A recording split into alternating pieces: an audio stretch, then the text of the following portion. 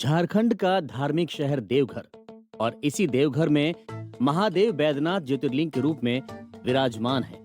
भगवान शिव के 12 ज्योतिर्लिंग में बाबा बैद्यनाथ खास महत्व रखते हैं और ये जगह एक ऐसी सिद्ध पीठ है जहां पर मांगी गई मनोकामना कभी खाली नहीं जाती है। बाबा के दरबार में जो भी भक्त सच्चे मन से प्रार्थना करता है उसकी सभी इच्छाएं पूरी होती है। देवघर में ज्योतिर्लिंग के साथ ही ये जगह मां सती के 51 शक्तिपीठों में से एक है।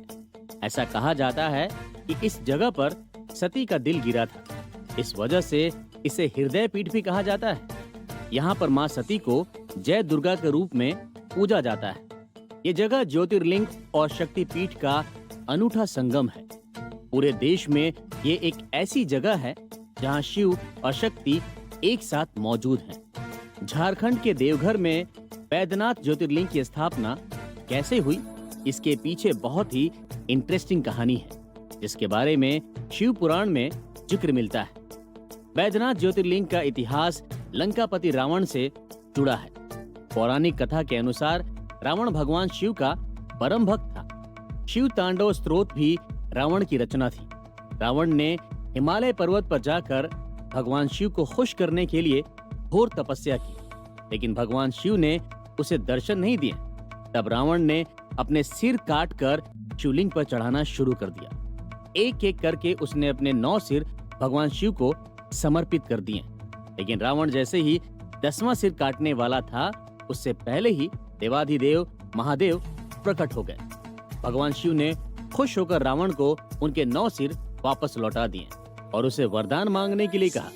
रावण ने कहा कि वो कामना लिंग के रूप में उसके साथ लंका चले।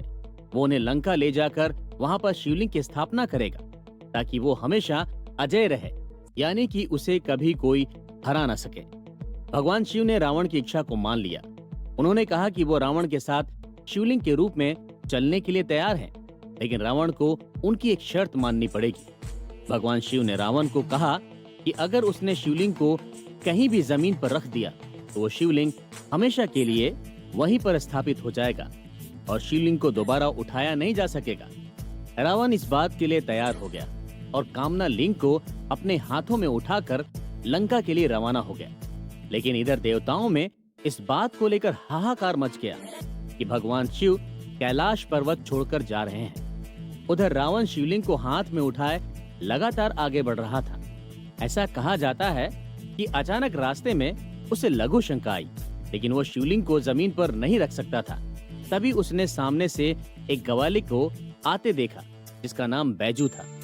रावण ने शिवलिंग को उस ग्वाले को पकड़ा दिया और कहा कि वो इसे जमीन पर ना रखे, लेकिन जब रावण फ्रेश होने गया तो उसे काफी देर हो गई। बैजू ग्वाला इतनी देर तक अपने हाथ में शिवलिंग को पकड़े खड़ा नहीं रह सका और उसने शिवलिंग को जमीन पर रख दिया। ग्वाले ने जैसे ही शिवलिंग को जमीन पर रखा, वो वहीं पर स्थापित हो गया। जब रावण वापस लौटा तो उसने उस शिवलिंग को उठाने की बहुत कोशिश की, लेकिन वो शिवलिंग को उठा नहीं पाया। थक हार कर रावण वहां से शिवलिंग को यूं ही छोड़कर चला गया। उसके बाद भगवान विष्णु और ब्रह्मा जी समेत सभी देवी देवताओं ने उस शिवलिंग की पूजा की और उसकी स्थापना की। जिस जगह पर यह शिवलिंग स्थापित हुआ था वो जगह देवघर थी। बैजू नाम के ग्वाले ने इसे जमीन पर स्थापित किया था, इसीलिए इसे बैद्यनाथ ज्योतिर्लिंग के रूप में पहचान मिली। रावण कामना लिंग के रूप में शिवलिंग को श्रीलंका ले जा रहा था, इसीलिए इसे कामना लिंग के रूप में भी जाना जाता है। त्रेता युग से लेकर आज तक बैद्यनाथ ज्योतिर्लिंग भक्तों के लिए बहुत ही खास है। खासकर सावन के महीने में बाबा बैद्यनाथ धाम में तीर्थयात्रियों की खासी भीड़ रहती है। इस दौरान हजारों लाखों श्रद्धालु सुल्तानगंज से पवित्र गंगा जल लेकर करीब 100 किलोमीटर तक पैदल ही बाबा बैजनाथ धाम पहुंचते हैं और वहां जाकर जल चढ़ाते हैं। बैजनाथ धाम में मुख्य मंदिर करीब 72 फीट ऊंचा है। इस मंदिर के गर्भगृह में बाबा बैद्यनाथ ज्योतिर्लिंग है, जहां पर भक्त जल अभिषेक और रुद्र अभिषेक समेत भगवान शिव की पूजा करते हैं। मुख्य मंदिर के पास ही मां पार्वती का मंदिर है।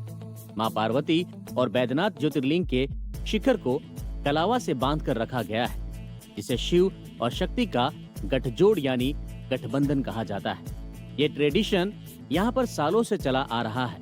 ऐसी मान्यता है कि नया शादीशुदा जोड़ा अगर यहाँ पर कलावा बांधता है तो उनका रिश्ता शिव और शक्ति की तरह मजबूत बना रहता है। बैद्यनाथ का मंदिर परिसर बहुत बड़ा है, जिसमें करीब 22 मंदिर हैं, जहाँ पर कई देवी देवता की पूजा होती है। बाबा बैद्यनाथ धाम के दरवाजे सुबह 4 बजे अपने भक्तों के लिए खुल जाते हैं। 4 बजे से लेकर 5:30 बजे तक मंदिर के पुजारी अभिषेक और पूजा करते हैं। मंदिर के कपाट दोपहर 3 बजे तक खुले रहते हैं। शाम में बाबा बैद्यनाथ का विशेष श्रृंगार होता है और रात को आरती के बाद 9 बजे दरवाजे बंद कर दिए जाते हैं। बाबा बैद्यनाथ धाम में प्रसाद के रूप में पेड़े चढ़ाए जाते हैं। भारत में जितने भी शिव मंदिर और ज्योतिर्लिंग है, वहाँ मंदिर के शिखर पर ध्वजा के साथ साथ त्रिशूल भी लगा होता है। लेकिन बैद्यनाथ ज्योतिर्लिंग ही इकलौती ऐसी जगह है जहाँ पर मंदिर के शिखर पर त्रिशूल नहीं बल्कि पंचशूल लगा हुआ है। ये पंचशूल बैद्यनाथ धाम का सुरक्षा कवच भी है। इस पंचशूल को पंच तत्व धरती, जल, आकाश, हवा और अग्नि का रूप माना जाता है। ऐसा माना जाता है कि इस पंचशूल की वजह से ये मंदिर हजारों सालों से सुरक्षित है। हर साल शिवरात्रि के 2 दिन पहले पंचशूल को शिखर से उतारा जाता है और भक्तों के दर्शन के लिए रखा जाता है। पंचशूल के दर्शन करने के लिए हजारों लोगों की भीड़ उमड़ती है। महाशिवरात्रि के दिन पूजा के बाद पंचशूल को फिर से शिखर पर लगा दिया जाता है। इसे लगाने और उतारने का अधिकार पीढ़ी दर पीढ़ी एक ही परिवार, स्थानीय परिवार को है। कहते हैं कि जिस किसी भी इंसान की शादी नहीं हो रही हो या फिर उनके बच्चे नहीं हैं, वो बैद्यनाथ धाम में बाबा भोलेनाथ का सच्चे मन से अभिषेक करते हैं, उनकी सारी मनोकामनाएं पूरी होती है। बैद्यनाथ ज्योतिर्लिंग की कहानी लंकापति रावण से जुड़ी थी। अब हम आपको भीमा शंकर ज्योतिर्लिंग की यात्रा पर ले चलते हैं, जिसकी कहानी रावण के भाई कुंभकर्ण के बेटे से जुड़ी है। कौन था कुंभकर्ण का बेटा और क्या है भीमा शंकर मंदिर की हिस्ट्री, जानने के लिए चलते हैं अपने अगले एपिसोड पर।